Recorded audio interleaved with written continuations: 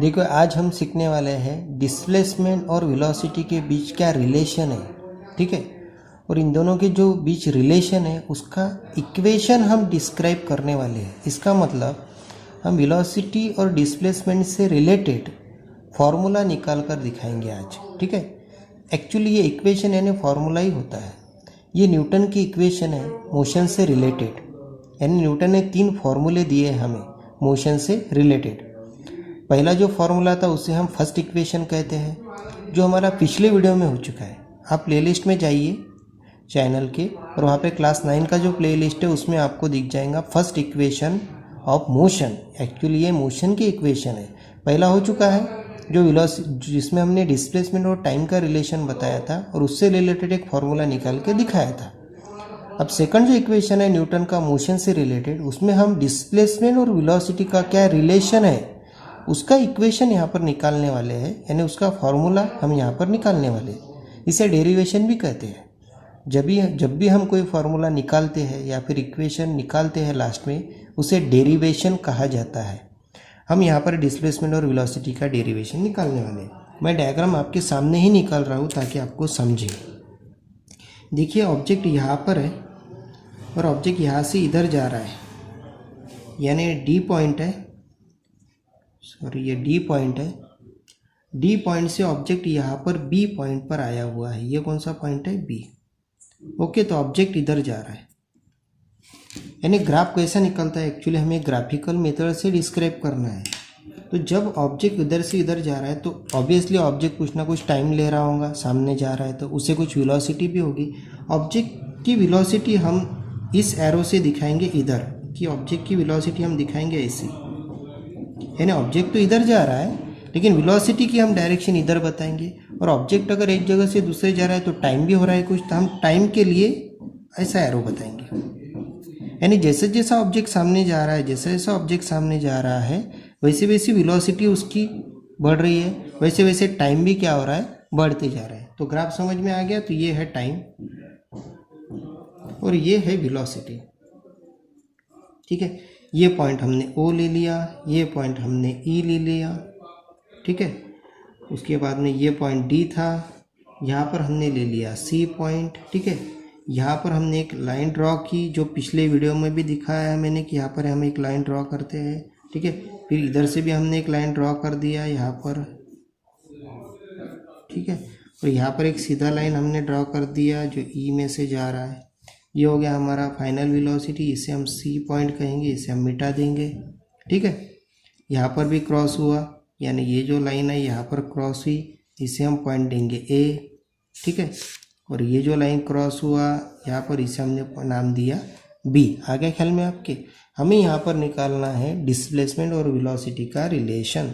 तो आपको अब ख्याल देना है, हमें डिस्प्लेसमेंट और वेलोसिटी से लेना देना है, ठीक है। तो हमें ख्याल देना होगा कितने पार्ट पर, डी ओ ई बी, यानी इतना पार्ट।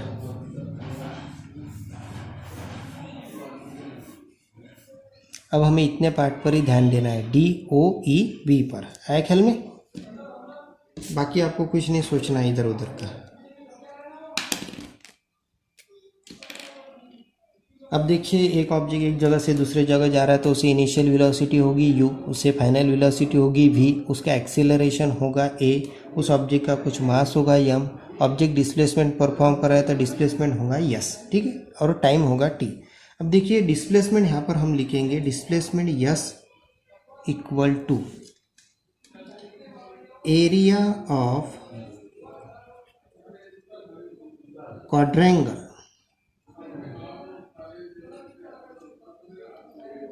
देखिए ऑब्जेक्ट यहाँ से यहाँ गया ना, तो हम कितना एरिया ले रहे हैं, डी ओ ई बी। तो हम सिर्फ इतना एरिया कंसीडर कर रहे हैं, इतना, यहाँ से इतना, इतना, और ये जो है ना ये इतना।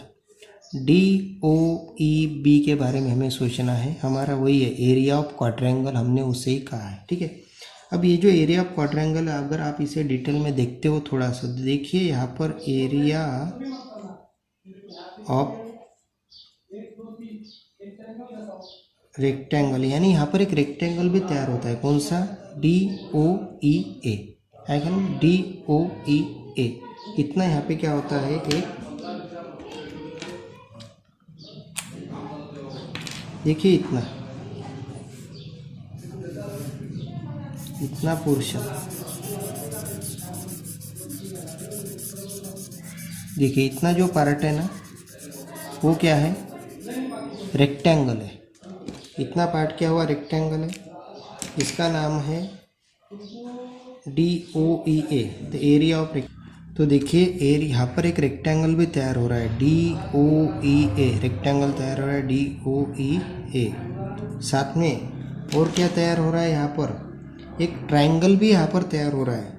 कौन सा ट्रायंगल तैयार हो रहा है? देखिए ये वाला, इतना यहाँ पर ट्रायंगल भी तैयार हो रहा है। ठीक है, यानी इस क्वाड्रेंगल में एक ट्रायंगल है और एक रेक्टेंगल है। तो हम पहले लेंगे एरिया ऑफ रेक्टेंगल, ठीक है, उसके बाद में लेंगे हम एरिया ऑफ ट्रायंगल। तो ट्रायंगल कौन सा होगा? DAB, D यहाँ पे A और यहाँ पर B, DAB। आ गया ख्याल में? शुरुआत कैसी की हमने? ठीक है, कि हमने देखा एरिया ऑफ क्वाड्रेंगल तैयार हुआ DOEB, ठीक है, उसमें एक रेक्टेंगल है और दूसरा ट्रायंगल है। दोनों की एरिया हमें यहाँ पर लेना है। ठीक है, अब देखिए रेक्टेंगल का एरिया क्या होगा? रेक्टेंगल एरिया इतना है, इसकी साइड का मल्टीप्लिकेशन, तो एक साइड ले लेंगे हम AE मल्टीप्लाई बाय दूसरी साइड ले लेंगे OE नीचे की, प्लस एरिया ऑफ ट्रायंगल क्या होगा? साइड हाफ इनटू साइड का मल्टीप्लिकेशन, तो कौन थी? ये ले लेंगे हम एक AB, दूसरी ले लेंगे हम DA, ये नीचे वाली, और ये तो नहीं लेंगे ना, हाइपोथेनियस। ठीक है, तो DA। ओके, तो हमारे पास पिछले ही डेरिवेशन में हमने देख लीजिए, पिछला वीडियो आप देख लीजिए, आपको तभी आगे का इक्वेशन समझेंगे। देखिए O से लेकर D तक इनिशियल वैल्यू है U और इससे पैरेलल है AE, तो AB क्या हुआ? U हुआ। तो AE की वैल्यू क्या हुई? यहाँ पर U। उसके बाद में देखिए OE, ये जो है ये टाइम है, हमने पहले ही बता दिया था क्या है, ये OE टाइम है। तो OE की वैल्यू कितनी आ गई यहाँ पर? T। अब देखिए हमने देखा कि OD की वैल्यू U है और OD AE को पैरेलल है, इसलिए OD और AE दोनों की भी वैल्यू क्या होती? U होगी, क्योंकि OD पैरेलल है AE को, OD AE दोनों भी पैरेलल है, तो वैल्यू एक ही होगी। उसी तरह से देखिए OE को पैरेलल वैल्यू कौन सी है? ये ऊपर की DA, तो दोनों की भी वैल्यू T होगी, टाइम ही हुआ। ठीक है, पैरेलल है।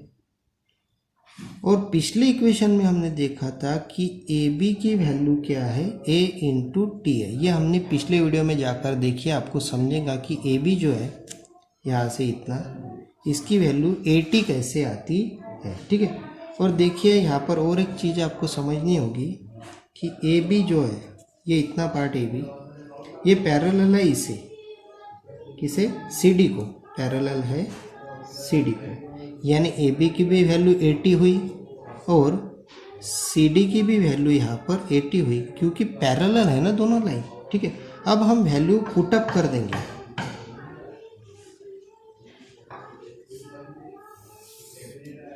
अब हम फार्मूले में वैल्यू डालेंगे, हमारा फार्मूला ये है। ठीक है, तो देखिए यस इक्वल टू AE की वैल्यू हमारे पास है U,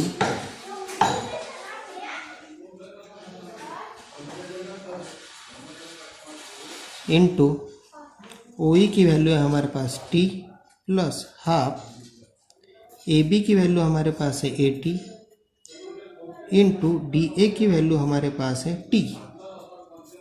अब इसे हम लिख लेते हैं प्रॉपर, UT प्लस हाफ, यहाँ पे क्या हो जाएगा? 80 स्क्वायर। तो ये है second equation of motion Newton का। तो देखिए ये है न्यूटन का सेकंड इक्वेशन मोशन का, और ये रिलेशन है किसके बीच का? तो देखिए यहाँ पर ये जो मिला हमें, ये है न्यूटन का सेकंड इक्वेशन ऑफ मोशन, और ये रिलेशन है किसके बीच का, डिस्प्लेसमेंट और वेलोसिटी के बीच का, और वही इक्वेशन हमने यहाँ पे डिराइव किया है यानी निकाल कर बताया है। ठीक है, सेकंड इक्वेशन ऑफ मोशन यहाँ पर हो चुका है। फर्स्ट पिछले वीडियो में है, थर्ड मैं अगले नेक्स्ट वीडियो में आपको बताऊंगा। ठीक है, आपको समझ में आ रहा है तो आप वीडियो को फ्रेंड्स में भी शेयर कीजिए, लाइक कीजिए और सब्सक्राइब जरूर कीजिए वीडियो को। अगर आपको पसंद आ रहा है तो ही कीजिए। Okay, thank you.